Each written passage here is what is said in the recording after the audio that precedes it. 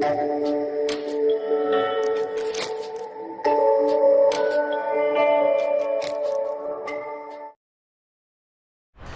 Morning बच्चों। तो अगर हम बात करें लास्ट टर्न पे बेटा, तो हमने लास्ट टर्न में आपको वर्क डन बता दिया था। क्या बता दिया था लास्ट टर्न पे? Work done. ठीक है, अब आगे हम लोग कंटिन्यू करते हैं। तो हमने आपको लास्ट टाइम में बताया था बेटा कि आप क्लास 11th की work energy and power chapter से आप क्या पढ़ के आएंगे बेटा? आप कंजर्वेटिव फोर्सेस के बारे में पढ़ के आएंगे। Conservative and non conservative forces के बारे में पढ़ के आएंगे। आज उसी की चर्चा है बेटा, और हम बात करेंगे इलेक्ट्रोस्टैटिक पोटेंशियल एनर्जी। तो स्टार्ट करते हैं बेटा आज की क्लास हम लोग। तो अगर हम बात करें बेटा, तो अब हम बात करने जा रहे हैं कंजर्वेटिव फोर्स। अब बात है सर कंजर्वेटिव फोर्स की बात क्यों कर रहे हैं बेटा? कंजर्वेटिव फोर्स की बात इसलिए हम कर रहे हैं क्योंकि जो हमारा इलेक्ट्रोस्टैटिक फोर्स है वो कैसा फोर्स है? कंजर्वेटिव फोर्स है। कैसा फोर्स है बेटा? Conservative force. इसका मतलब जो कंजर्वेटिव फोर्स की जो प्रॉपर्टीज़ होगी, क्या वो सारी प्रॉपर्टी कौन सेटिस्फाई करेगा? क्या वो सारी प्रॉपर्टी कौन रखेगा? क्या वो सारी प्रॉपर्टी इलेक्ट्रोस्टैटिक फोर्स भी रखेगा? क्या करेगा? रखेगा। इसका मतलब हमको कंजर्वेटिव फोर्स की प्रॉपर्टी पता होनी चाहिए और कंजर्वेटिव फोर्स के बारे में पता होना चाहिए। तो इससे हमारी बहुत सारी चीज़ें आसान हो सकती हैं बेटा। तो समझते हैं इस बातों को बेटा, क्लियर है? तो सबसे पहले हम बात करते हैं कंजर्वेटिव फोर्स से। फटाफट देखते हो, चूँकि हेडिंग हमने याद करो लास्ट टाइम पे ही रहा था, क्योंकि रिवीजन ऑफ 11th। ठीक है, तो ये 11th का रिवीजन ही है। ठीक है बेटा, तो आज का कंप्लीट ही हो जाएगा बेटा। तो सबसे पहले हम बात कर रहे हैं कंजर्वेटिव फोर्सेस। तो समझते हैं बेटा, तो हेडिंग डालो सब लोग, कंजर। बेटा ये जो हेडिंग आपको डरा ना, इसका 12th से कोई लेना देना नहीं है।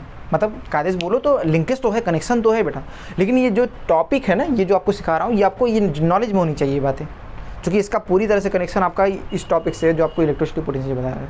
अदरवाइज ये टॉपिक है 11th का। क्लियर है बेटा? तो हम बात कर रहे हैं कंजर्वेटिव फोर्सेस। किसकी बात करें बेटा? Conservative forces. अब समझते हैं कंजर्वेटिव फोर्सेस क्या है बेटा, इनकी डिफिनेशन नाम समझते हैं बेटा। तो कंजर्वेटिव फोर्सेस की क्या डिफिनेशन, सिंपल सी बात है, समझो। ठीक है, अभी इसकी जो डिफिनेशन है वो दूसरी डिफिनेशन है। अदरवाइज आप बुक में पढ़ोगे तो कंजर्वेटिव फोर्स की डिफिनेशन क्या होगी बेटा? आप पढ़ोगे तो डिफिनेशन होगी कि कंजर्वेटिव फोर्सेस हम ऐसे फोर्सेस को कहते हैं जिनका वर्क डन पाथ पे डिपेंड नहीं करता। ऐसे फोर्सेस जिनका वर्क डन पाथ पे डिपेंड नहीं करता, उन्हें हम क्या कहते हैं बेटा? उन्हें हम कहते हैं कंजर्वेटिव फोर्सेस। क्या बोलते हैं बेटा?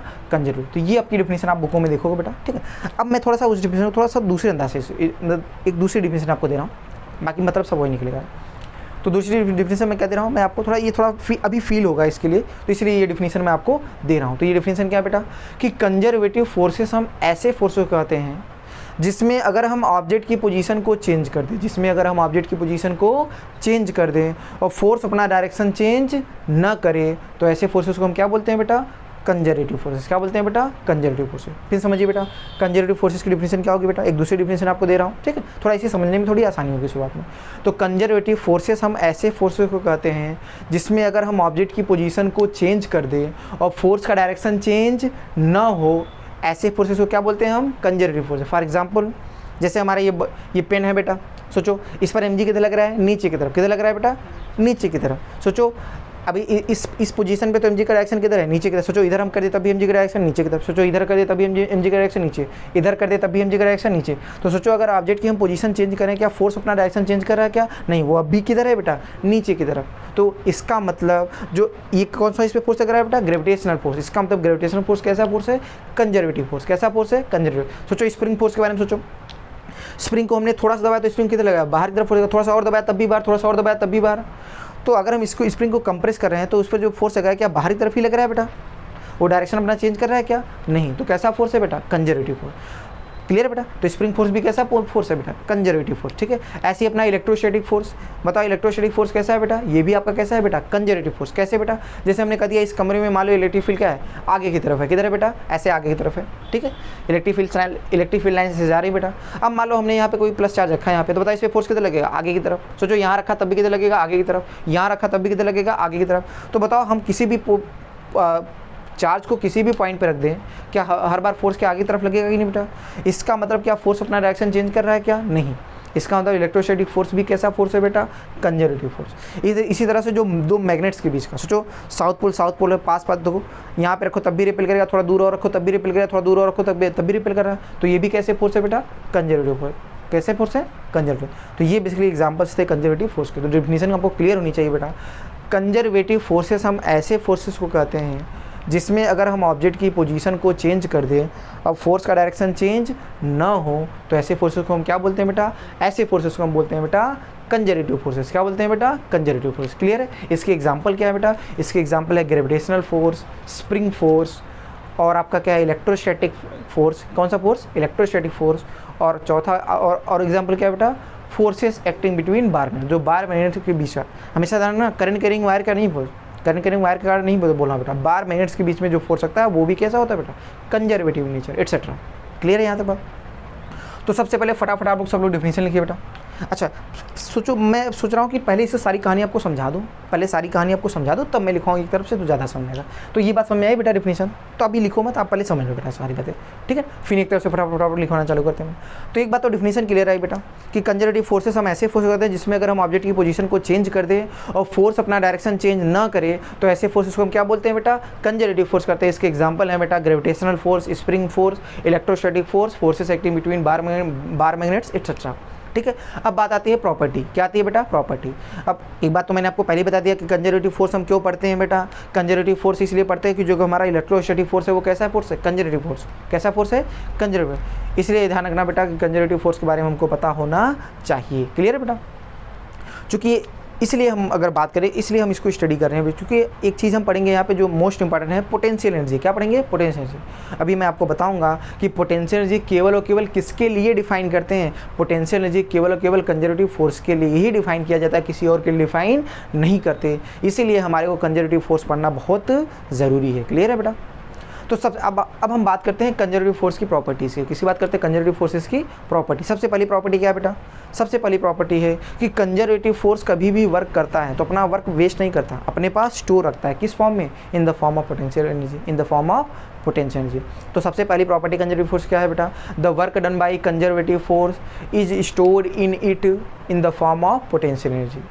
In the form of potential energy. Clear है बेटा? पहला कि अगर पोटेंशियल कंजर्वेटिव फोर्स कभी भी वर्क करेगा तो अपना वर्क अपने पास किस फॉर्म में रखेगा? पोटेंशियल फॉर्म में स्टोर रखेगा। जैसे ये पेन है बेटा, हमने मान लो इसको ग्राउंड से ऊपर तक लाया, सही है? क्या इसके पास पोटेंशियल आई? क्या? हाँ, इसके पास पोटेंशियल आई। वो कौन सी पोटेंशियल है? Gravitational potential. सोचो क्या इस पेन को हमने ग्राउंड से यहाँ तक लाने में वर्क किया? हाँ, हमने वर्क किया। साथ साथ क्या किसी और फोर्स ने वर्क किया? हाँ, कौन सा फोर्स? ग्रेविटेशनल फोर्स ने भी वर्क किया। तो जो ग्रेविटेशनल फोर्स ने अपना वर्क किया वो कहाँ रखा? वो इस सिस्टम इसके पास, वो क्या है बेटा? इस पूरे सिस्टम के पास किस फॉर्म में स्टोर है? इस ये पेन और ग्राउंड के सिस्टम में किस फॉर्म में स्टोर है बेटा? इस पूरे सिस्टम में वो पोटेंशियल एनर्जी के फॉर्म में स्टोर है। बात है सर वो एनर्जी कहाँ पे कैसे महसूस करें हम? तो सोचो इस पेन को अगर हम छोड़ेंगे क्या नीचे आएगा कि नहीं बेटा? इस पेन को जैसे छोड़ा नीचे आया, तो नीचे आने के लिए एनर्जी आई कहाँ से? जो सिस्टम में स्टोर है। किस फॉर्म में? In the form of potential energy. तो पहली प्रॉपर्टी शायद आपको क्लियर है कि अगर कभी भी कंजर्वेटिव फोर्स वर्क करता है तो अपना जो वर्क डन होता है वो अपने पास स्टोर रखता है। किस फॉर्म में? In the form of potential energy. Clear है? दूसरी प्रॉपर्टी क्या बेटा? दूसरी प्रॉपर्टी है जो कंजर्वेटिव फोर्स होता है, ठीक है, वो कभी भी एनर्जी को लॉस नहीं करता, मतलब एनर्जी को खाता पीता नहीं है बेटा, एनर्जी को खाता पीता नहीं है। तो सेकंड प्रॉपर्टी क्या है बेटा? कंजर्वेटिव फोर्स एनर्जी को लॉस नहीं करता। क्लियर बेटा? सोचो ये आपका है, ठीक है, ये पेन है, मान लो हमने ग्राउंड से इसको एच तक उठाया बेटा, ठीक है, क्या इसके पास एनर्जी आएगी नहीं बेटा? पोटेंशियल पर सोचो जैसे हम इस एनर्जी को मांगेंगे मुझे एनर्जी दो, तो क्या करोगे? जैसे ही छोड़ोगे क्या ये आएगी नहीं नीचे? तो आने के लिए एनर्जी आई कहाँ से? जो इसके पास स्टोर है। क्या इसने कोई एनर्जी लॉस की? क्या नहीं। सोचो हमने जो भी इस पर वर्क किया, जो भी हमने इस पे वर्क किया, क्या सब एनर्जी के रूप में स्टोर हो गया कि नहीं बेटा? हाँ, कोई भी इसने लॉस नहीं किया। अच्छा, और अच्छे से महसूस करो, आपने स्प्रिंग में महसूस कर। सोचो स्प्रिंग को ऐसे कंप्रेस करो, तो आपने शायद वर्क किया कि नहीं स्प्रिंग को कंप्रेस करने में? तो क्या स्प्रिंग फोर्स ने भी वर्क किया? तो सोचो जो वर्क होगा कि अपने पास वो स्टोर रखता है, जैसे ही छोड़ते हो फटाक से आता है कि नहीं? तो आने के लिए एनर्जी आई कहाँ से? ब्लॉक के पास, जो सिस्टम में स्टोर है। किस फॉर्म में? In the form of potential energy.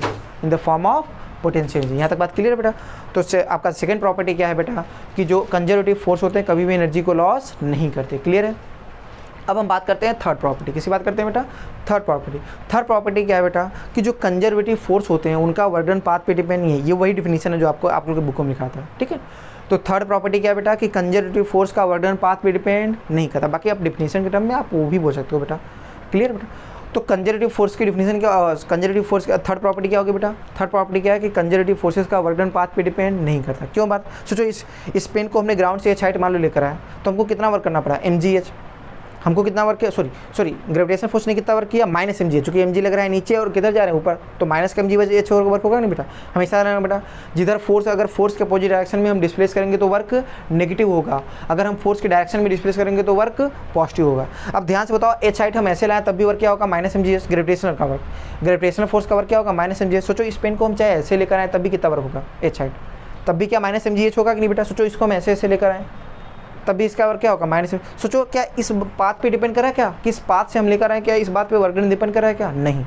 इसका मतलब किसी बॉडी को हम किसी भी रास्ते से लेकर आए, अगर एच हाइट तक ले आ रहा है तो वर्क डन क्या है हर केस में सेम आ रहा है कि नहीं बेटा? सेम इसीलिए आ रहा है क्योंकि ये कंजर्वेटिव फोर्स है। कैसे फोर्स है? कंजर्वेटिव। तो थर्ड प्रॉपर्टी यही है बेटा कि कंजर्वेटिव फोर्स का वर्क डन जो होता है वो पाथ पे डिपेंड नहीं करता। तो क्या है? The work done by conservative force does not depends on the path, does not depends on the path eight which object is moving. Clear है बेटा? तो कंजर्वेटिव फोर्स का वर्क डन पाथ पे डिपेंड नहीं करता। ये थर्ड प्रॉपर्टी। फोर्थ प्रॉपर्टी क्या है बेटा? जो कंजर्वेटिव फोर्स होते हैं उनका जो क्लोज लूप में वर्क डन होता है वो हमेशा क्या होता है बेटा? जीरो। क्या होता है बेटा? कंजर्वेटिव फोर्सेस का क्लोज लूप में वर्क डन हमेशा क्या होता है बेटा? जीरो। जैसे आपके कंजर्वेटिव फोर्स ये पूरे लूप में गए, पूरे मान लो जैसे एग्जांपल ले ले एम जी का ही, सही बेटा? सोचो यहाँ पे एम जी कितना लग रहा है बेटा? ऐसे में सोचो हमने कह दिया मान लो ये कोई ब्लॉक है, रस्सी से बांध दिया बेटा, इसको ऐसे घुमा रहे हैं बेटा। हम यही देखना चाहते हैं एम जी का वर्क डन क्या होगा पूरे लूप में, पूरे एक चक्कर में, ठीक है? अच्छा क्लोज लूप कैसा भी हो, सर्कुलर कैसा भी, क्लोज लूप मतलब बंद पाथ, वो कैसा भी ऐसे भी हो सकता है, रैंडम भी हो सकता है, कोई भी हो सकता है, जीरो ही हमेशा। हमेशा क्या है बेटा? सोचो यहाँ पे एम जी कितना लग रहा है नीचे की तरफ, सोचो यहाँ पे होगा तब भी एम जी कितना लगेगा नीचे, कहीं भी हो, ठीक है? सोचो यहाँ पे होगा एम जी किधर होगा तब भी यहाँ पे, यहाँ पर होगा तब भी एम जी किधर होगा बेटा? नीचे। तो हर केस में अब क्या लिखते हैं बेटा? Work done. तो यहाँ पे बताओ एम जी का वर्क डन क्या होगा पूरे क्लोज लूप में, पूरा कंप्लीट अगर हम बात करें एक कंप्लीट लूप में, एक कंप्लीट क्लोज लूप में अगर हम बात करें तो वर्क डन कितना होगा बता? सोचो ध्यान से, वर्क डन का फार्मूला क्या आता है बेटा? Force into displacement, force into, याद करो फार्मूला हमने क्या लिखा था बेटा? सोचो एम जी फोर्स कैसा है? कांस्टेंट। तो क्या मैं ये फार्मूला लगा सकता हूँ एफ डॉट डी आर का? ये फार्मूला यही तो था जनरल हमारा। बताओ फोर्स कैसा है बेटा? क्या फोर्स तो अपना डायरेक्शन बदल नहीं रहा, फोर्स तो हमेशा क्या है बेटा? नीचे की तरफ है। तो क्या इसको मैं ऐसे लिख सकता हूँ बेटा? एफ डॉट इंडिकेशन में डी है। क्यों? क्योंकि फोर्स हमारा कैसा है बेटा? कांस्टेंट है। फोर्स कैसा है बेटा? कांस्टेंट, और डायरेक्शन भी चेंज नहीं कर रहा। अब बताओ डी आर क्या होगा बेटा? सारे छोटे छोटे डी आर का सम। सोचो छोटे छोटे सारे डिस्प्लेसमेंट का सम करो, बताओ जहाँ से ऑब्जेक्ट गया क्या वहीं पे लौट के आ गया या नहीं? तो जहाँ से गया अगर वहीं पे लौट के आ गया तो इसका डिस्प्लेसमेंट क्या है बेटा? जीरो है। तो इसका मतलब इसकी वैल्यू क्या आ जाएगी बेटा? बताओ ऐसे छोटे छोटे सारे डिस्प्लेसमेंट का सम करोगे तो टोटल डिस्प्लेसमेंट क्या आएगा? जीरो। तो इसकी वैल्यू क्या आ गई बेटा? जीरो। क्या आ गया बेटा? जीरो। तो वेक्टर एफ इंटू ये नल वेक्टर आ जाएगा तो इसकी वैल्यू क्या आएगी? जीरो। इसीलिए बोला गया कि कंजर्वेटिव फोर्स का क्लोज लूप में वर्क डन हमेशा क्या होगा? जीरो। सिंपल सी बात समझ में आ रही है बेटा? आगे बढ़ते हैं बेटा, सही है, ठीक है? तो ये प्रॉपर्टी क्लियर है बेटा कि कंजर्वेटिव फोर्स का जो क्लोज लूप में वर्क डन होता है वो हमेशा क्या होता है बेटा? हमेशा जीरो, कोई भी पाथ हो बेटा, ठीक है बेटा? तो कंजर्वेटिव फोर्स का क्लोज लूप में वर्क डन हमेशा क्या होगा बेटा? जीरो होगा। क्या होगा बेटा? जीरो। यहाँ तक बात समझ में आ रही है बेटा? अब बात करते हैं तो कितनी प्रॉपर्टी हो गई बेटा हमारी? चार प्रॉपर्टी। कितनी प्रॉपर्टी हो गई बेटा? चार। अब बात करें पांचवी प्रॉपर्टी। पांचवी प्रॉपर्टी क्या है बेटा? कि जो हम पोटेंशियल एनर्जी जो डिफाइन करते हैं वो किसके लिए डिफाइन करते हैं? ये सारा ये पॉइंट है चाहता प्रॉपर्टी। तो पांचवा पॉइंट क्या है बेटा? पांचवी प्रॉपर्टी का पॉइंट क्या है बेटा? कि जो पोटेंशियल एनर्जी जो टर्म है हम किसके लिए डिफाइन करते हैं? हम सारे फोर्सेस के लिए डिफाइन नहीं करते। पोटेंशियल एनर्जी केवल और केवल कंजर्वेटिव फोर्सेस के लिए ही डिफाइन करते, किसी और के लिए डिफाइन नहीं करते। ध्यान रखना। आपने जैसे आप जितने भी आपने सुना होगा पोटेंशियल एनर्जी सब कंजर्वेटिव फोर्स, जैसे आपने सुना होगा स्प्रिंग पोटेंशियल एनर्जी, क्यों? क्योंकि स्प्रिंग फोर्स कैसा होता है? Conservative force. आपने पढ़ा होगा ग्रेविटेशनल पोटेंशियल एनर्जी, क्यों? क्योंकि ग्रेविटेशनल फोर्स कैसा फोर्स होता है? Conservative force. आप पढ़ोगे इलेक्ट्रोस्टैटिक पोटेंशियल एनर्जी, क्यों? क्योंकि इलेक्ट्रोस्टैटिक फोर्स कैसा फोर्स होता है? Conservative force. कैसा फोर्स है? कंजर्वेटिव। सोचो क्या कभी आप ऐसा नाम सुनोगे क्या? फ्रिक्शनल पोटेंशियल एनर्जी, क्या ऐसा नाम सुना है क्या? नहीं। क्यों? क्योंकि फ्रिक्शन नॉन कंजर्वेटिव फोर्स है। कैसा फोर्स है? Non conservative. सोचो हम इस ब्लॉक को अगर ऐसे मूव कराए तो अभी फ्रिक्शन किधर है? पीछे। सोचो ऐसे मूव कराया तो नीचे की तरफ। तो क्या डायरेक्शन बदल ले रहा है कि नहीं बेटा? तो इसका तो ये कंजर्वेटिव फोर्स नहीं है, ठीक है ना? और एनर्जी को लॉस भी करता है बेटा। सोचो अगर इसको हम मूव कराएंगे तो सोचो सरफेस, सोचो अपनी ब्लॉक कैसे मूव करा के ऐसे छोड़ो तो बताओ कि अपना वर्क डन क्या स्टोर रखता है कि अपने पास? नहीं, ये लॉस कर देता है। शायद आप उसका सरफेस टच करोगे तो बॉटम में तो पता चलेगा ये हीट के रूप में एनर्जी को अपने लॉस कर देता है। क्या करता है? हीट के रूप में एनर्जी को लॉस करते हैं। यहाँ तक सही है बेटा? इसीलिए आपका फ्रिक्शनल पोटेंशियल नाम की कोई भी टर्म पढ़ते नहीं है, क्योंकि उनके लिए पोटेंशियल डिफाइन करने का कोई मतलब नहीं है। क्लियर है बेटा? ठीक। तो अगर हम बात करें तो अगली पांचवी प्रॉपर्टी हमारी क्या थी बेटा? कि हम पोटेंशियल एनर्जी केवल किसके लिए डिफाइन करते हैं? पोटेंशियल हम केवल और केवल कंजर्वेटिव फोर्सेस के लिए डिफाइन करते हैं, किसी और के लिए डिफाइन नहीं करते। यहाँ तक बात सही बेटा? अब अगली बात करते हैं बेटा। अगली प्रॉपर्टी क्या है बेटा? कि कभी भी, छठी प्रॉपर्टी क्या है बेटा? कि कभी भी हम कंजर्वेटिव फोर्स फील्ड के डायरेक्शन में अगर मूव करें, सोचो ये पेन है हमारा, सोचो अभी ये साइड पे है तो पोटेंशियल कितनी है बेटा? एम जी है। सोचो इसको अगर हम नीचे लाएंगे तो बताओ पोटेंशियल बढ़ा घटा? घट गया। सोचो यहाँ पे एम जी एच है तो नीचे आओगे तो एच घट गया ना बेटा, तो पोटेंशियल और घट गई बेटा। तो इसका मतलब सोचो नीचे आ रहे हैं, मतलब किसके अलॉन्ग आ रहे हैं, अलॉन्ग द कंजर्वेटिव फोर्स। सोचो कंजर्वेटिव फोर्स किधर लग रहा है, नीचे की तरफ, इस पे mg किधर लग रहा है, नीचे की तरफ। तो कंजर्वेटिव फोर्स के अलॉन्ग आ रहे हैं तो पोटेंशियल बढ़ रहा है, घट रहा है, घट रहा है। इसके अपोजिट जाएंगे पोटेंशियल बढ़ेगा। तो आखिरी के 2 पॉइंट सही है बेटा, आखिरी की 2 प्रॉपर्टी क्या है, यही है कि when we move in the direction of conservative force field, when we move in the direction of conservative force field, potential energy decreases. Potential energy क्या करता है, घटता है। जब भी कभी हम कंजर्वेटिव फोर्स फील्ड के डायरेक्शन में मूव करेंगे तो पोटेंशियल एनर्जी घटेगा, और जब उसके अपोजिट डायरेक्शन में मूव करेंगे तो पोटेंशियल एनर्जी बढ़ेगा। तो सातवीं प्रॉपर्टी ये है बेटा, when we move opposite to the conservative force field potential energy increase. ये बातें आप समझ पाए, आपको एग्जांपल से बता दिया। सोचो कंजर्वेटिव फोर्स फील्ड नीचे है, अगर नीचे आएंगे तो पोटेंशियल एनर्जी घटेगा, ऊपर जाओगे तो पोटेंशियल एनर्जी बढ़ेगा। यही आपकी प्रॉपर्टी छठवीं और सातवीं। तो बेटा अगर बेसिकली हम बात करें तो ये रही कंजर्वेटिव फोर्सेस की प्रॉपर्टी। क्या रही, कंजर्वेटिव फोर्सेस की प्रॉपर्टी और डिफिनीशन। तो फटाफट एक बार लिखना चालू करिए बेटा सारी बातें, ठीक है। तो फटाफट सबसे पहले लिखिए डिफिनीशन कंजर्वेटिव फोर्स के लिए, लिखिए बेटा। तो कंजर्वेटिव फोर्सेस की डिफिनीशन क्या है बेटा, तो लिखिए बेटा,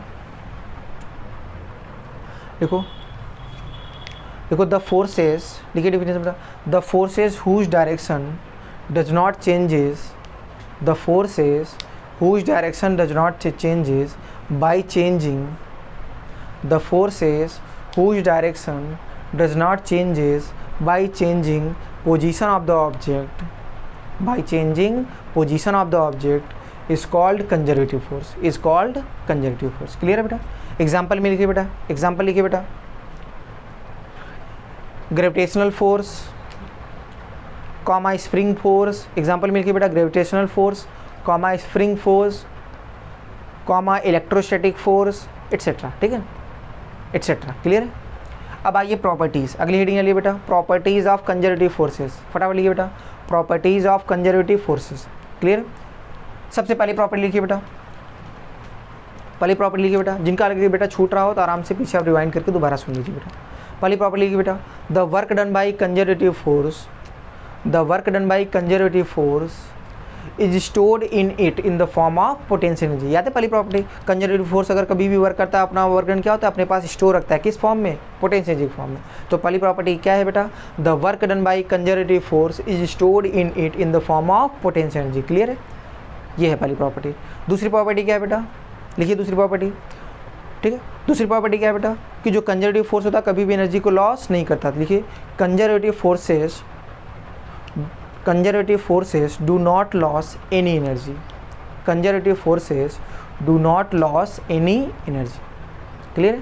थर्ड प्रॉपर्टी लिखिए बेटा, थर्ड प्रॉपर्टी लिखिए बेटा, the work done by conservative forces, the work done by conservative forces does not depends on path, the work done by conservative forces does not depends on path of the object, path of the object. Clear है बेटा।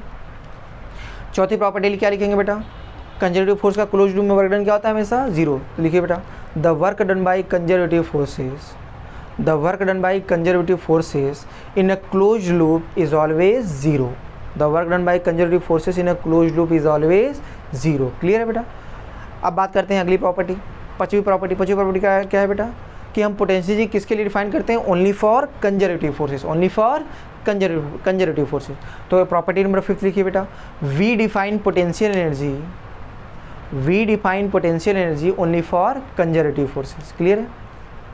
Property number 6 आइए बेटा, property number 6 क्या है बेटा, कि कभी भी कंजर्वेटिव फोर्स फील्ड के लॉन्ग मूव करेंगे तो पोटेंशियल एनर्जी घटता है और अपोजिट जाएंगे तो बढ़ेगा। तो लिखिए बेटा, when we move, property number 6 लिखिए बेटा, when we move in the direction of, when we move in the direction of conservative force field, potential energy decreases। ठीक है। सातवीं प्रॉपर्टी लिखिए बेटा, when we move opposite to the direction of, when we move opposite to the direction of conservative force field, when we move opposite to the direction of conservative force field, potential energy increases, potential energy increases। Clear है बेटा। तो ये सारी property रही बेटा conservative force की। Clear है, ठीक है। यहाँ तक बातें हो गई बेटा, सारी बातें समझ में आ गई बेटा। अच्छा, अब आगे बढ़ते हैं बेटा। अब हम बात करें तो देखो, एक तो बात समझ में आ गई सर, ये तो बातें समझ में आ गई कि sir gravitational force conservative force है या आपका स्प्रिंग फोर्स कंजर्वेटिव फोर्स है कि नहीं ये पता करना आ गया, और इलेक्ट्रोस्टैटिक फोर्स कंजर्वेटिव फोर्स है, ये हमको बात पता चल गई। लेकिन अगर जनरली कोई फोर्स अगर हमको दिया है तो फोर्स हमारे को कैसे देता है, आई कैप जे कैप के फॉर्म में। तो अगर फोर्स वैसे दिया तो हम कैसे पता करें कि कंजर्वेटिव है कि नहीं, तो उसको बताते हैं बेटा। तो स्टार बना के इस बात को समझो बेटा। हमने कह दिया कि मान लो कोई फोर्स ऐसा है बेटा, क्या है बेटा, कोई फोर्स मान लो ऐसा है, क्या फोर्स आपको दिया है, देखो सब टाइप देख लो बेटा। अगर मान लो कोई फोर्स ऐसा है बेटा, एफ एक्स मान लो फोर्स बराबर क्या है बेटा, मान लो 2i cap plus 3j cap plus 4k cap. Clear बेटा, सोचो अगर बात याद करो बेटा, ठीक है। यहाँ एक्चुअली बात करें, इस बातों को समझाने के लिए हमने आपको वहाँ पे डिफिनेशन बताया, यही वाला जो आपको नई डिफिनेशन भी दिया। अदरवाइज आप पुरानी डिफिनेशन से ही काम कर सकते हो, वो भी वो 100% एकदम सही डिफिनेशन, एकदम सही है, ठीक है बेटा। कि कंजर्वेटिव फोर्सेस का वर्क डन पाथ पे डिपेंड नहीं करता, उसी से हम इसको समझाएंगे बेटा, ठीक है। अब मान लो हमारे पास ये फोर्स है, हम देखते हैं कि कंजर्वेटिव है कि नहीं ये फोर्स, ठीक है। तो हमने कह दिया कि मान लो ये फोर्स है बेटा, हमने कह दिया ऑब्जेक्ट अपना पॉइंट ए पे था बेटा, पॉइंट ए से क्या है बेटा, कोई ऑब्जेक्ट था, उस पर हमने ये फोर्स लगाया बेटा। पहले ये 1, 2, 3 पॉइंट पे था, यहाँ से मूव करके कहाँ पहुँच गया बेटा, 4, 5, 6 पॉइंट पे पहुँच गया। हमको देखना है क्या ये कंजर्वेटिव फोर्स है कि नहीं बेटा, कंजर्वेटिव फोर्स है कि नहीं। तो क्या करते बेटा, क्या वर्क डन निकालेंगे नहीं बेटा। तो जो ये फोर्स लग रहा है, ऑब्जेक्ट हमारा ए पॉइंट ए से पॉइंट बी चला गया, तो क्या वर्क डन हम निकाल सकते हैं ए से बी जाने में, एकदम निकाल सकते हैं, ये तो हमने सिखा दिया था ना शुरुआत में। तो चलो work done from A to B क्या लिखोगे बेटा, इंटीग्रेशन में क्या एफ डॉट डी आर, सबको आता है ये बता चुका हूँ बेटा फटाफट। चलो आ जाओ, एफ क्या है बेटा, एफ की वैल्यू है 2i cap plus 3j cap plus 4k cap. Clear है, डॉट डी आर क्या होगा बेटा, डी आर होगा dxi cap plus dyj cap plus dz k cap plus dz। Clear है बेटा, चलो डॉट कहाँ से कहाँ, a से b। अब याद है डॉट का i का i से लेंगे, बताओ 2dx आएगा तो 2 कांस्टेंट बाहर चला गया तो dx, तो यहाँ पे x लिमिट रखेंगे बेटा, ऐसे क्या 3dy और प्लस 4dz, 4d। अब चलो x y z की लिमिट रखते हैं, x की वैल्यू कहाँ है 1 से 4, x लिमिट क्या है बेटा, लोअर लिमिट 1 है, अपर लिमिट 1 से 4 आ रहा है ना बेटा। y की वैल्यू क्या है 2 से 5, ये लिखना आपको बता दिया हूँ पहले लास्ट टाइम पे ही बेटा, जब वर्क डन निकाला हमने बताया था। और ये 3 से 6, 3 से, मेरी बात समझ में आ रही है बेटा। तो जो फटाफट वर्क डन लिखते हैं बेटा, तो ध्यान से आप देखिए क्या आएगा वैल्यू बेटा, चलो फटाफट लिखते हैं बेटा। तो यहाँ पे आएगा 2, अब बताओ x आएगा ना, चलो लिमिट रखो 1 से 3, और यहाँ क्या आएगा बेटा 3, y आएगा 1 का इंडिकेशन क्या होगा y, 2 से 5। क्लियर है, और ये क्या आएगा बेटा z, 4 इंटू z। तो z की लिमिट कहाँ से कहाँ होगी बेटा, इसकी लिमिट होगी 3 से 6। क्लियर है बेटा, अब चलो वैल्यू उठा के रखो, अपर लिमिट माइनस लो तो 3 - 1, सॉरी मैं गलत दिखा क्या, 1 से 4 है, सॉरी बेटा।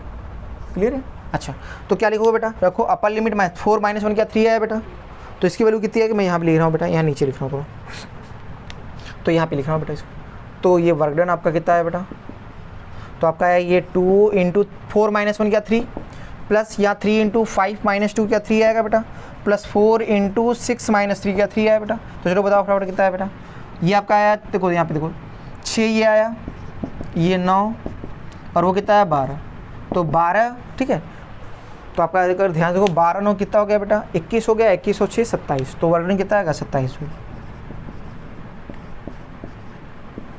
ध्यान से आप देखो यहाँ तक भाई मेरी बात समझ, क्या वर्क डन समझ में आ रहा है सबको, सिंपल सा ठीक है, आराम से देख लो बेटा, क्या वर्क डन हम लोग निकाल लिया, ये पहले भी आता था बेटा, बाकी जिनको आता है खुद से कर ले बेटा। अब मेन बात समझते हैं, सोचो ध्यान से बताओ, ऑब्जेक्ट को हम कहाँ से कहाँ ले गए बेटा, ए से बी ले गए, क्या उसका वर्क डन निकाला कि नहीं 27 जूल आया बेटा। सोचो हमने क्या रास्ते की बात की कि हम किस रास्ते से ले गए, हमने ए से बी किस रास्ते से ले गए, क्या इसकी चर्चा की यहाँ पे, नहीं चर्चा की। सोचो अगर इस ऑब्जेक्ट को हम चाहे इस रास्ते से ए से बी लेकर जाएँ, चाहे हम इसको ऐसे ए से बी लेकर जाएँ बेटा, चाहे हम इसको ऐसे ए से बी लेकर जाएँ, चाहे हम इसको ऐसे ए से बी लेकर जाएँ, किसी भी रास्ते से ए से बी लेकर, क्या हमने इस रास्ते की चर्चा की बेटा कि ए से बी किस रास्ते पे ले गए, नहीं।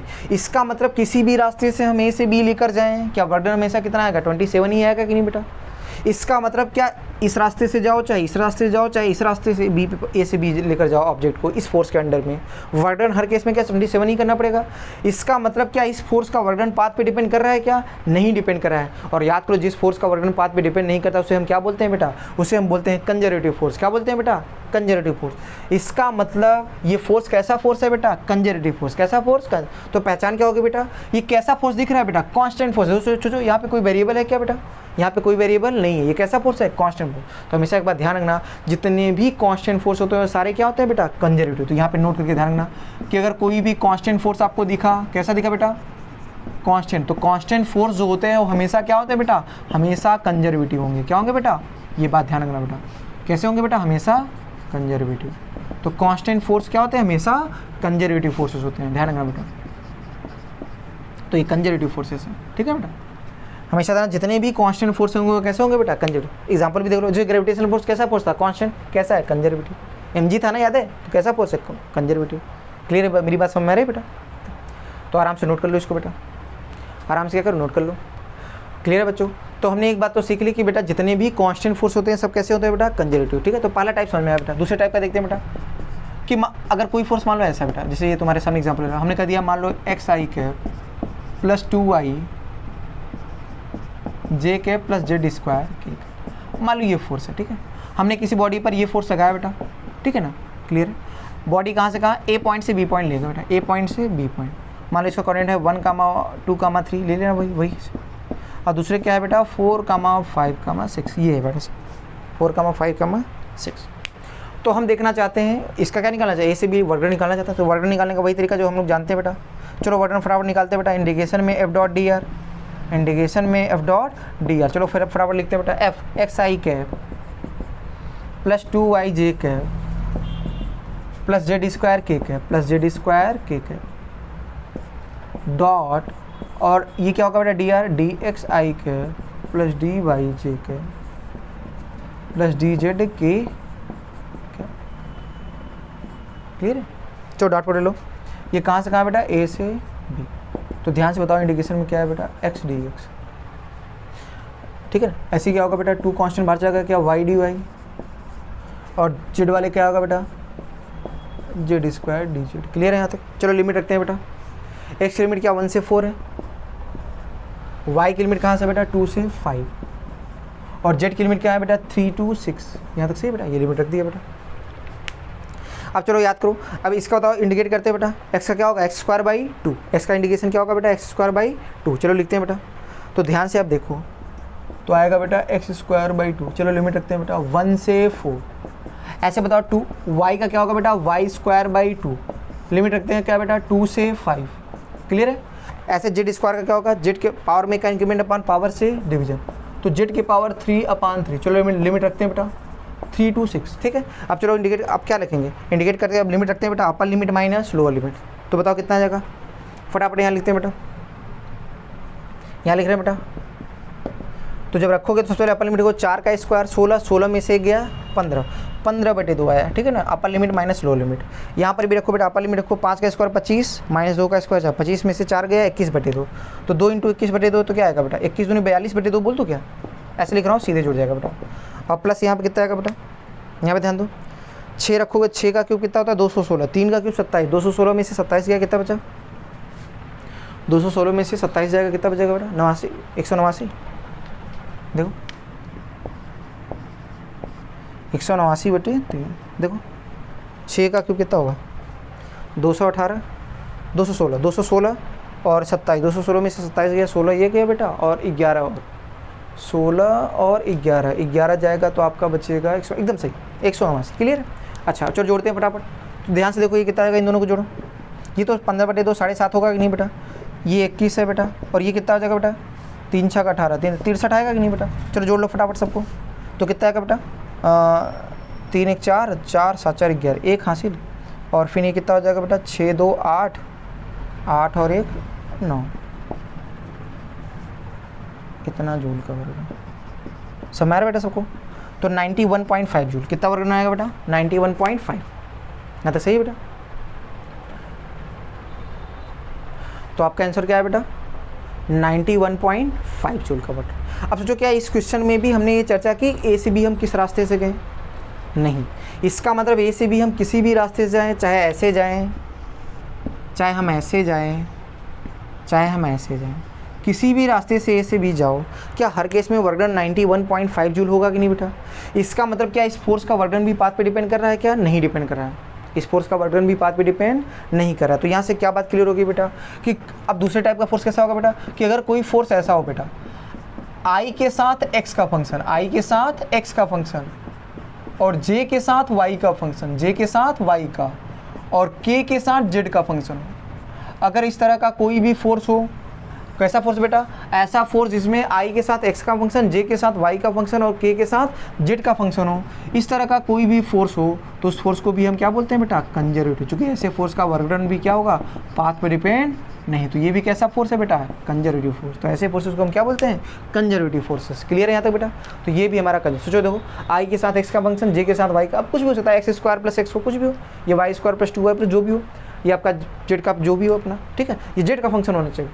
तो अगर एक्स आई के साथ एक्स का फंक्शन, जे के साथ वाई का फंक्शन, के साथ जेड का फंक्शन, इस तरह के भी फंक्शन जो होते हैं वो भी कैसे होते हैं बेटा? Conservative force. कैसे होते हैं बेटा? Conservative force. क्लियर है बेटा? तो ये दो तरह के आपके कंजर्वेटिव फोर्स मेनली आपको दिखेंगे बेटा, ठीक है, आपको यही मेनली बता रहा है बेटा। अदरवाइज एक और होता है जिसे बोलते हैं परफेक्ट डिफरेंशियल, ठीक है, तो उसका बहुत रेयरली आता है। आप दो यही जानो, यही ज़्यादातर आपके यूज में आएगा, ठीक है बेटा। इसके अलावा जितने भी होंगे आपके वो क्या होंगे? एक और टाइप होता है, मैंने बताया था कंजर्वेटिव का परफेक्ट डिफरेंशियल, तो बहुत आता नहीं बेटा, ठीक, कभी चर्चा उसकी कर देंगे। अभी आप इसी दो पर को, चूँकि यही ज़्यादातर यूज में आता है, वो स्पेशल केस एकदम होता है, एकदम स्पेशल रियली, ठीक है। तो यहाँ तक सही बेटा, आराम से नोट कर लो। चलो तो जल्दी से उसको भी बता दे रहा था, तीसरा टाइप भी हटा, ठीक है बच्चों। तो हमने एक बात और समझ ली बेटा, हमने दो टाइप समझ लिए। पहला क्या, जितने भी कांस्टेंट फोर्स होंगे वो क्या होंगे? कंजर्वेटिव होंगे बेटा। दूसरा क्या हमने समझा बेटा कि एस, अब बताओ ये कैसा फोर्स है? दूसरे टाइप वाला वेरिएबल फोर्स। तो हमने बताया ऐसे वेरिएबल फोर्स जिसमें क्या हो बेटा? आई के साथ एक्स का फंक्शन, जे के साथ वाई का फंक्शन, या और के साथ कैसा हो? जेड का फंक्शन, ऐसे फंक्शन हो, ठीक है, या हो सकता है इनमें से कोई एक हो बेटा, ठीक है। तब भी आई के साथ एक्स का फंक्शन हो, जे के साथ वाई का फंक्शन हो, के साथ जेड का फंक्शन हो, इस तरह के जो फोर्स होते हैं ये भी क्या होते हैं बेटा? Conservative force. कैसे फोर्स होते हैं बेटा? Conservative force. यहाँ तक बात समझ? तो आई के साथ एक्स का फंक्शन, जे के साथ वाई का फंक्शन और के साथ जेड का फंक्शन, इस तरह के फोर्स भी क्या कहलाते हैं? कंजर्वेटिव। तो इनका वर्क डन पाथ पे डिपेंड। और तीसरा एक स्पेशल होता है बेटा, इसे बोलते हैं परफेक्ट डिफरेंशियल। तो तीसरा भी समझ लेते हैं बेटा। मान लो हमने कह दिया कोई फोर्स ऐसा है बेटा,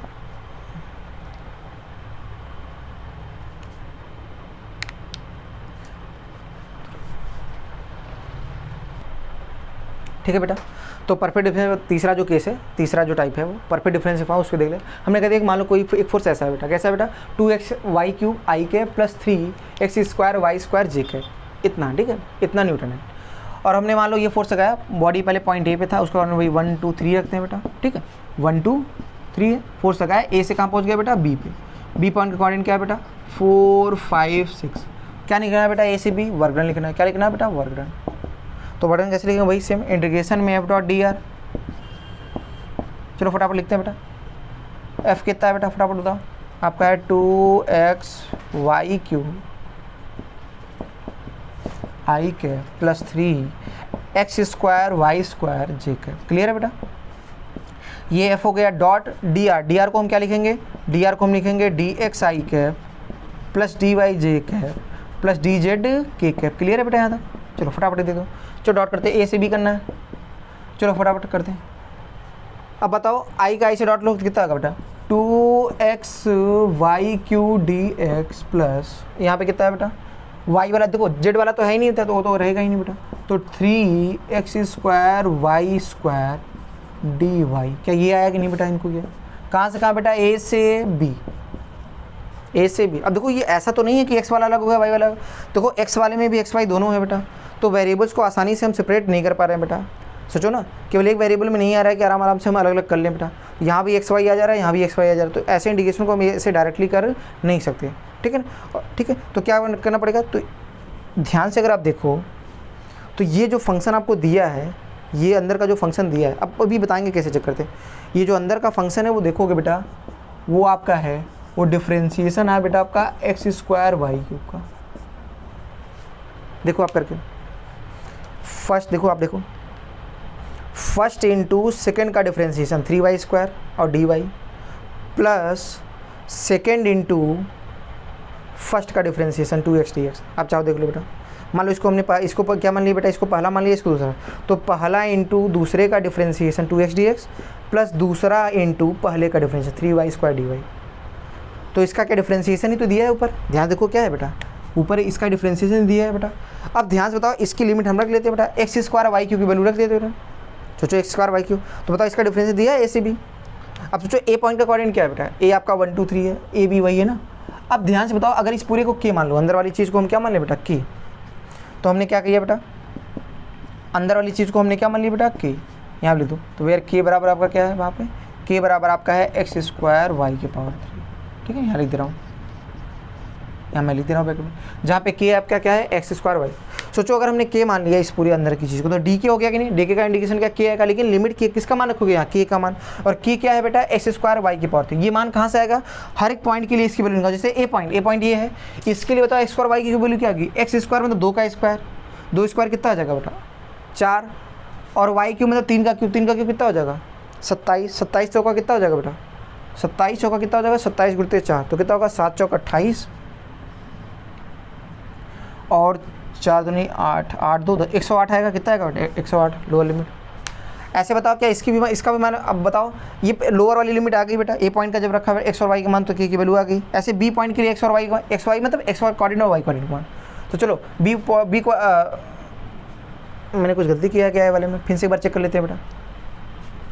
हमको किसका मान निकालना है X Q Y square, X Q मतलब X square Y Q, X square मतलब 1 का स्क्वायर, 2 का क्यू मतलब 2 का क्यू कितना हो जाएगा बेटा 8, तो 8 है ना बेटा, सॉरी कितना है बेटा 8 ही है ना, ये कितना है, और जो इसको हमने गलती ले लिया, ठीक है ना बेटा।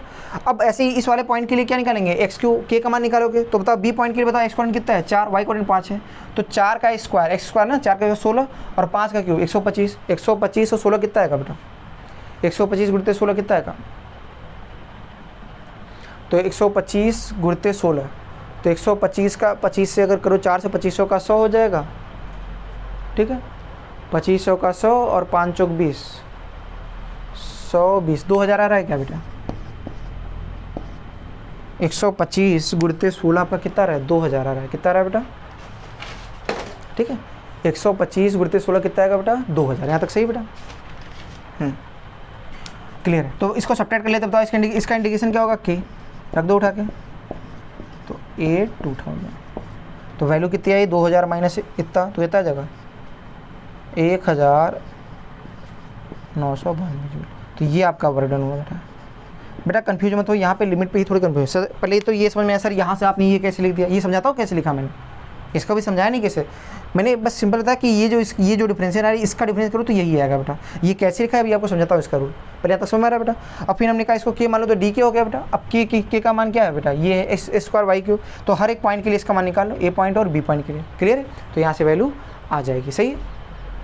अच्छा तो ये रहा, इसका तो क्या समझ में आ रहा है बेटा, अब ये परफेक्ट डिफरेंस, इसे बोलते हैं परफेक्ट डिफरेंशियल फॉर्म, क्या बोलते हैं, देखो ये परफेक्ट डिफरेंशियल आ रहा है ना, तो इसे हम क्या बोलते हैं बेटा, जो परफेक्ट डिफरेंशियल फॉर्म होते हैं क्या होते हैं बेटा, परफेक्ट डिफरेंशियल फॉर्म। ये स्पेशल केस है बेटा, तो ये भी क्या होते हैं बेटा, अगर परफेक्ट डिफरेंशियल फॉर्म हो तो ये भी क्या होता है बेटा, ये भी क्या होता है कंजर्वेटिव होते हैं। सोचो इनका भी वर्डन क्या, सोचो ए से बी किस रास्ते से गए, इस रास्ते पे डिपेंड किया क्या, नहीं, किसी भी रास्ते से ए से बी जाओ, हर केस में वर्डन क्या होगा बेटा, हर केस में वर्डन क्या होगा सेम होगा, ए से बी आप किसी भी रास्ते जाओ हर केस में वर्डन क्या होगा बेटा सेम, तो कैसा फोर्स है ये कंजर्वेटिव। मेरी बात समझ रहा है बेटा, तो ये भी कैसा फोर्स है कंजर्वेटिव, पहले यहाँ तक नोट कर लो, फिर मैं आपको समझा रहा हूँ कि वास्तव में मुझे कैसे पता चला ये है बेटा, ठीक है यहाँ तक सही है। और कैसे हम पता करें सर कि परफेक्ट डिफरेंशियल है, यही तो डाउट आ रहा है बेटा कि सर हमें कैसे पता चलेगा परफेक्ट डिफरेंशियल है कि नहीं बेटा, ठीक है हटाओ रफ करते हैं बेटा इसको, तो देखते हैं बेटा हम परफेक्ट डिफरेंशियल कैसे पता करें कि परफेक्ट डिफरेंशियल है कि नहीं। तो याद करो जो फोर्स हमने दिया था कैसा था बेटा, क्या यही फोर्स था ना बेटा, 2x वाई क्यू आई के, यही तो था ना बेटा, plus 3x square Y square J, यही तो था ना बेटा। अब ये देखना है कि परफेक्ट डिफरेंशियल है कि नहीं बेटा, तो सिंपल तरीका क्या होगा परफेक्ट डिफरेंशियल चेक करने का तरीका क्या होगा, आई के कोफिशिएंट को x के रिस्पेक्ट में पार्शियली इंटीग्रेट करो, आई के कोफिशिएंट को x के रिस्पेक्ट में पार्शियली, तो चलो इसको पार्शियली इंटीग्रेट मत करना, मतलब जिसके रिस्पेक्ट में आप इंटीग्रेट करो उसी को वेरिएबल मानोगे, बाकी सबको कांस्टेंट। तो बताओ 2y क्यूब क्या कांस्टेंट हो जाएगा कि नहीं, इसको बाहर करो। अब केवल इंडिकेट किसको करना पड़ेगा, x को ही करना पड़ेगा, पार्शियली इंडिकेट मतलब जैसा पर बेटा केवल जो वेरिएबल है उसी को हम क्या करेंगे बेटा, जिसके रिस्पेक्ट में करें उसी को वेरिएबल मानेंगे, बाकी सबको कांस्टेंट। तो बताओ इसका कितना होगा x²/2, तो आपका आएगा 2x²/2 इसका आया इंटू वाई क्यू तो है ही, तो बताओ 2 से 2 कैंसिल कितना है बेटा x²y, यह है ना। तो i के कोफिशिएंट को x के रिस्पेक्ट में पार्शियली इंटीग्रेट करिए और y के कोफिशिएंट को i के कोफिशिएंट को x के रिस्पेक्ट में पार्शियली इंटीग्रेट करिए और j के कोफिशिएंट को y के रिस्पेक्ट में क्या करें बेटा पार्शियल इंटीग्रेट करें। तो y के रिस्पेक्ट में करेंगे मतलब x वाला क्या होगा बेटा कांस्टेंट। अब चलो बताओ इसको इंटीग्रेट करोगे तो y स्क्वायर क्या होगा बेटा y की पावर 3/3, क्लियर बेटा। तो बताओ क्या वैल्यू आएगी बेटा, क्या 3 से 3 कैंसिल, अब भी वैल्यू क्या है बेटा एक्स स्क्वायर वाई की पावर 3। क्या बताओ दोनों वैल्यू सेम आ रही है क्या नहीं? अगर दोनों वैल्यू सेम है तो परफेक्ट डिफरेंशियल, और डिफरेंशिएशन की वैल्यू क्या होगी? D of X square Y की पावर 3, जैसे हमने लिखा था वो। अगर अलग अलग आ जाए तो फिर परफेक्ट डिफरेंशियल नहीं है। तो परफेक्ट डिफरेंशियल चेक करने का तरीका यही होता है, आई के कोएफिशिएंट को एक्स के रिस्पेक्ट में पार्शियल इंडिकेट करें, वो जे के कोएफिशिएंट को वाई के रिस्पेक्ट में पार्शियल इंडिकेट करें। अगर दोनों की वैल्यू सेम आ जाए तो परफेक्ट डिफरेंशियल, और जो ये डिफरेंशियल किसका होगा बेटा? जो वर्णन आ रहा है उसका differentiation of X square Y की पावर 3, जो हमने वहाँ लिखा था। और इस तरह से हम सॉल्व कर लेते हैं बेटा। तो ये स्पेशल केस है, बहुत रेयरली इस पे क्वेश्चन आते हैं, बाकी जो ज़्यादातर क्वेश्चन बनते हैं वो पहले और दूसरे टाइप से ही बनते हैं। तो आज अगर हम बेसिकली बात करें बेटा, तो हमारा लगभग ये बेसिक लेक्चर में हमने आपको कंजर्वेटिव फोर्स आज कंप्लीटली करा दिया, कंप्लीट होता है बेटा, ठीक है। तो अगले लेक्चर पे हम कल से बात करेंगे, कल से हम बेसिकली हम बात करेंगे कल हम पोटेंशियल एनर्जी के बारे में थोड़ा सा आपको एहसास कराएंगे, क्या है फील कराएंगे। और हम क्या पढ़ाएंगे कल ही हमारा स्टार्ट होगा इलेक्ट्रोस्टैटिक पोटेंशियल एनर्जी। ये जो बेसिकली आपको जो पढ़ाया जा रहा है ये सारे क्या होगा, उसका बेस आपका मजबूत करेंगे बेटा इलेक्ट्रोस्टैटिक पोटेंशियल एनर्जी का, ठीक है। तो ये आपका बेसिक सारे टर्म्स थे बेटा, तो ये सारे आपको बातें क्लियर होनी चाहिए, ठीक है। तो आज की क्लास यहीं पर हम लोग ओवर करते हैं बेटा।